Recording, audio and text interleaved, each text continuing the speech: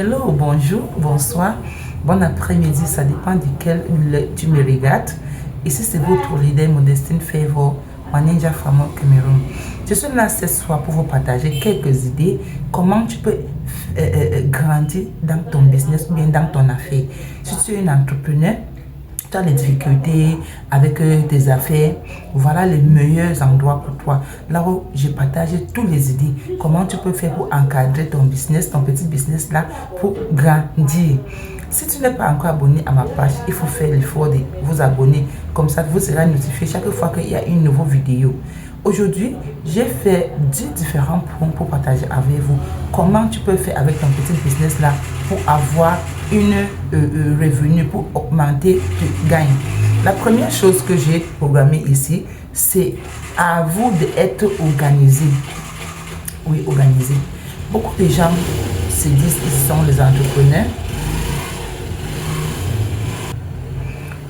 Il y a beaucoup d'entrepreneurs, mais tu n'es pas organisé. Comment tu vas faire de l'argent? Comment tes revenus vont augmenter alors que toi-même tu n'es pas organisé? Ça doit commencer de soi-même.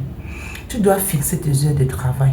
Ce n'est pas parce que tu fais le business que tu te lèves à n'importe quelle heure, tu pars dans ton lot de business à n'importe quelle heure parce que ton corps te dit que non, fais maintenant. Non, tu dois t'organiser. Tu dois fixer tes heures de travail. Même comme c'est un travail personnel, tu dois faire que toi-même, tu as une calendrier de travail. Tu t'organises, tu dis que bon, mes heures de travail, c'est de telle heure à telle heure. Et tu respectes ça. Vraiment, si tu commences à considérer ton business comme ton travail là, tu vas avoir un changement. Tu vas accepter avec moi que beaucoup de personnes aujourd'hui peuvent sacrifier dans le travail pour travailler pour le salaire. Mais quand ça devient le business ou bien des affaires, ils lâchent. Ils lâchent pourquoi? Parce qu'ils se disent qu'il n'y a personne qui est là pour le contrôler. Donc, tu travailles à ton temps, tu sors à ton temps. Tu te lèves un petit peu, tu décides, tu ne sors pas. Parce que tu te dis que non, c'est toi le boss de toi-même. Si tu as ce genre de mentalité-là, tu ne vas jamais grandir dans ton business. Je te dis, tu ne vas jamais grandir dans ton business. Tu dois t'organiser, tu dois aussi traiter ton business ou bien ton affaire comme un travail. Et tant que tu ne fais pas cela, tu vas rester sur la même place. Encore une autre point que je veux qu'on regarde, c'est aussi la satisfaction clientèle. Tu ne peux pas être dans un monde d'entrepreneur et tu n'es pas la priorité pour faire satisfaire tes clientes. Tes clients doivent toujours être bien satisfaits pour que tu grandis bien dans ton affaire là. Donc, customer care, comme on dit en anglais, c'est le meilleur. Quand quelqu'un prend un service ou bien un produit chez toi, rassure-toi de repartir vers la personne pour connaître si la personne a été satisfaite ou pas. N'est pas seulement parce que tu as vendu un service ou bien un produit, tu croises le monde, tu restes. Quand tu entretiens bien ton client, demain il va encore revenir. Tu peux l'écrire après un temps pour demander, bon, le produit que tu as pris chez moi, comment ça se passe? Ok, il faut ces feedbacks pour aussi aider pour que tu améliores aussi plus. Donc on doit commencer à traiter nos clientes aussi comme le roi, comme le reine. Parce qu'ils sont là pour nous, nous sommes là pour eux. Et quand ils partent et reviennent, ça va faire que ton business aussi va bien grandir. Donc si tu es déjà des entrepreneurs qui abandonnent, qui ne fait pas, qui ne regardent pas tes clientes, comment mettre l'accent sur ça? Tu vas voir un changement dans tes affaires. Il y a aussi le leadership. Oui, le leadership. Ça, c'est pour les gens qui font le business, qui ont déjà les petits employés en bas de eux. Peut-être tu fais le restaurant, tu as les gens qui travaillent pour toi. Peut-être tu fais l'hôtel, tu as les gens qui travaillent pour toi. Donc ton business, il y a les gens en bas de toi. En tant que leur leader, en tant que leur supérieur, ils comptent beaucoup sur toi. Il y a beaucoup de choses que tu dois faire comme le leader pour qu'ils travaillent mieux. Et quand ces choses-là ne sont pas mises en place, tu vas voir qu'ils vont se lâcher. Et ils n'auront pas les résultats. Donc si tu es un leader ou bien si tu es une tête d'une entreprise, tu as les gens qui comptent sur toi. Il faut aussi travailler sur toi-même et faire que les gens là sont ta priorité. Tu dois toujours leur payer à temps, tu dois toujours répondre à leurs besoins. Parce qu'en faisant cela, ça va faire qu'ils vont mieux travailler. Et tu vas voir que ça va aussi t'apporter plus d'entrées. Donc, le leadership est très très important dans chaque business, dans chaque affaire. Si tu veux grandir, il faut mettre l'accent sur le leadership. Il y a aussi quatrième point qu'il faut qu'on regarde, c'est comment manager tes finances. Oui. Tu sais que en tant que businessman, il ne faut pas souvent faire que tes sorties dépassent tes entrées. C'est une erreur que beaucoup de gens font. Tu dépenses plus que ce qui est entré. Et tant que tu continues à faire ça, tu vas toujours te voir que tu es en train de chuter. Aujourd'hui, tu montes, demain tu descends. Demain, tu prends l'argent à gauche, tu mets dans le business. Demain, ça finit. Pourquoi? Parce que tu n'arrives pas à évaluer. Tu n'arrives pas à contrôler ce qui est entré et ce qui sort. Donc, dans le monde des affaires, on doit toujours mettre l'accent sur ce qui entre et ce qui sort. C'est très, très important. Si tu ne fais pas cela, il faut commencer à faire. On ne doit pas dépenser plus. On doit mettre l'accent. Parce que quand tes finances sont bien gérées aussi, ça va te permettre aussi de t'examiner pour connaître si tu es en train de grandir ou bien tu es en train de tomber. Et tu vas voir là où tu dois arranger ou bien améliorer pour éviter la chute. Donc, le management financier est très, très important aussi pour les entrepreneurs. Tu dois aussi avoir un plan de business. Oui. En tant qu'entrepreneur, fais ton plan de business. Le plan de business, c'est quoi? C'est ton plan de business, voilà ce qui te doit mettre. J'ai dépensé combien pour mes produits. Disons que tu fais un business de produits ou bien tes services. J'ai dépensé combien? Ça sort comment journalier? Chaque jour, ça sort comment? Chaque jour, je gagne combien? À la fin de semaine, je gagne combien?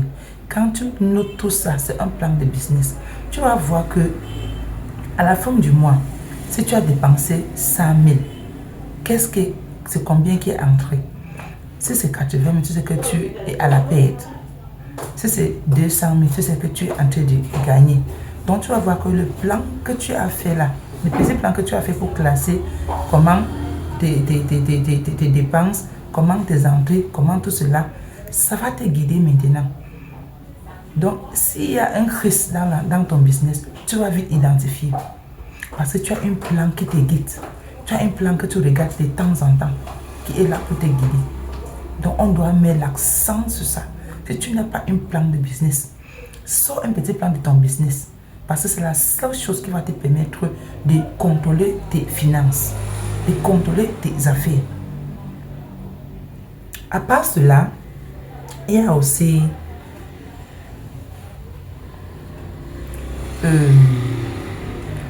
das focus. Beaucoup de entrepreneurs ont les têtes, donc tu veux faire tout à la fois. Tu veux faire tout à la fois. Il faut focaliser. Quand tu manques ça, tu vas voir des chutes dans ton affaire. Oui. Parce que tu fais une affaire. Après une semaine, tu laisses. Tu pars sur l'autre. Après un mois, tu dis que ça ne marche pas, ce n'est pas mon affaire. Tu pars sur l'autre. Quand tu as cette charge de mentalité, tu ne peux pas même pas être consistant dans une affaire. Tu vas toujours souffrir. On doit être focal. Si on veut réussir comme les entrepreneurs, évite de toujours avoir le goût d'être à la place de l'autre. Tu ne connais pas ce que la personne a traversé pour être là-bas. Tu ne connais pas combien des années ça lui apprend pour être là-bas. Mais tu veux déjà être là-bas, peut-être dans 2 jours, peut-être dans 5 jours, peut-être dans 1 mois. Ça va seulement t'embrouiller. Et à la fin de la journée, tu vas perdre tout. Donc si tu es ce genre d'entrepreneur, change ta mentalité aujourd'hui pour que quelque chose change aussi pour toi. Il y a aussi le mindset. On doit toujours être créatif dans le monde du business. Il faut penser les nouvelles choses. Il faut penser les nouvelles choses que tu peux créer pour adapter dans ton affaire. Il faut chercher à améliorer certaines anciennes habitudes que tu as dans tes affaires pour que tes affaires marchent. Des fois, tu t'assois, tu observes ton business. Tu dis, bon, si je fais ceci ou bien je fais cela, est-ce que ça peut mais apporter plus d'entrées. Donc tu dois avoir le mindset de créer de nouvelles choses tout le temps. Parce que le monde est en train d'évoluer. Ton business aussi doit évoluer. Tu ne vas pas faire les mêmes choses tous les jours, les mêmes stratégies tous les jours. Il faut de temps en temps faire de nouvelles stratégies pour adapter, pour fixer dans nos affaires. Crois-moi, si tu peux faire cela, tu vas voir le changement dans ton affaire ou dans ton entreprise. Donc on doit aussi avoir le mindset de nouvelles créations, de nouveaux trucs qu'on peut créer pour adapter, pour fixer dans nos affaires, pour que ça nous donne encore plus de revenus. Et la dernière point qu'on va regarder,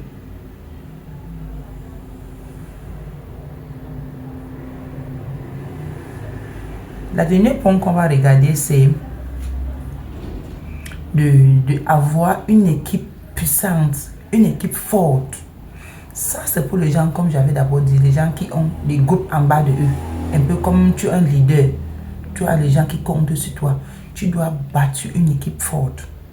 Parce que quand ton équipe est motivée, quand ton équipe est à l'aise, ça booste tes affaires. On prend un exemple, une dame qui a un salon de coiffure avec les apprentis. Quand tu le fais sentir comme la famille, tu vas voir que chacun va faire son meilleur du travail. Il ne faut pas toujours être trop boss avec tes employés, non. Quand tu es le genre de famille là, ça leur permettre d'être à l'aise, de sentir mieux chez eux avec toi et de mettre plus d'efforts personnels dans le travail.